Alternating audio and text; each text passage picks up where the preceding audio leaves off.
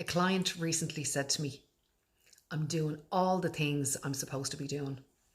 I'm exercising, I'm meditating, I'm doing my gratitudes, I'm journaling, I'm going to bed early, I'm extending myself to others that I work with, I'm being kind, I've good relationships, and I still feel like I'm not good enough.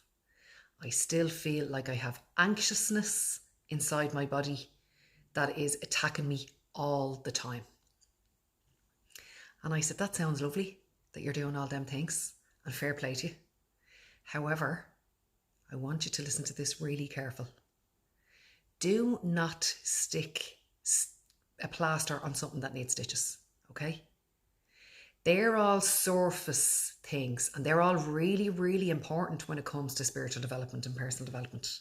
However, none of those things are good enough unless we do the inner work.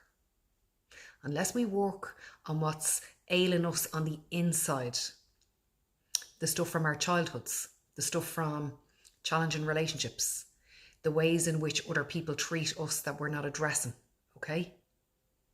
When we do not look at our emotional holes and our wounds, that stuff runs faster than you.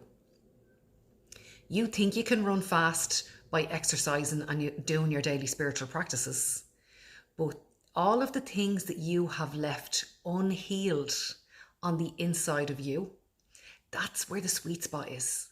That's the stuff that we have to be looking at first. And it's that stuff amalgamated with your daily spiritual practices that will make you unstoppable, okay? Now, let me give you a practical example. My Nana Connolly, who I never met,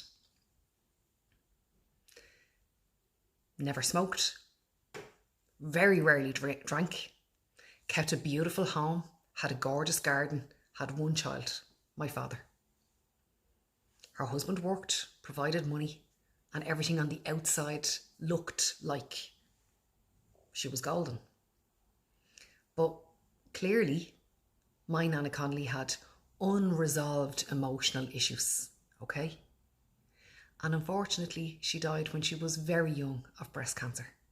There was no need for her to have passed away from breast cancer, okay? Because every unresolved emotional issue will catch up with you eventually, okay?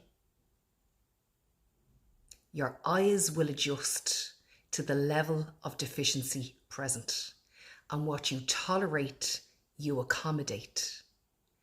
And what you accommodate, if it's unresolved, you accommodate it on the inside of your body, okay?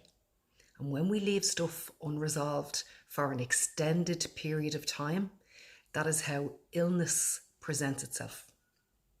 And unfortunately, for my Nana, it presented itself in the form of cancer, okay? And it chewed her up and it spit her out in bubbles. And I'm not happy about that.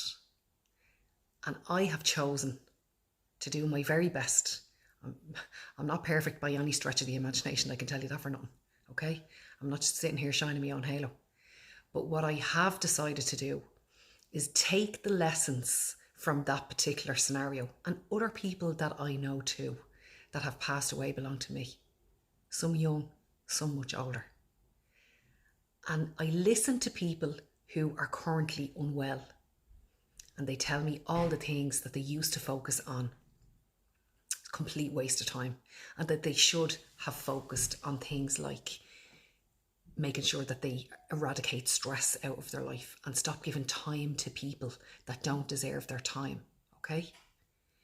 People who are ill get really clear. Well, the majority of people who are ill get really clear on what's important and what's not important.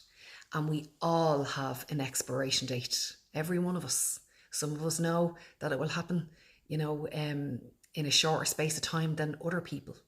But I've chosen to break that cycle as much as I possibly can in my generation, and also to pass that on to the next generation.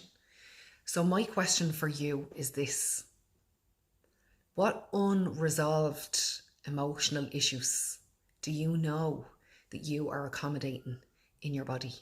And are you going to allow that fester inside of you for it to grow roots, deep roots, and give it an opportunity to be able to come back in a different form? I'm not signing up for that. I'm not signing up for that at all. So I hope you don't either. But I would love to know your opinion on what I just said. Take it easy. Slán.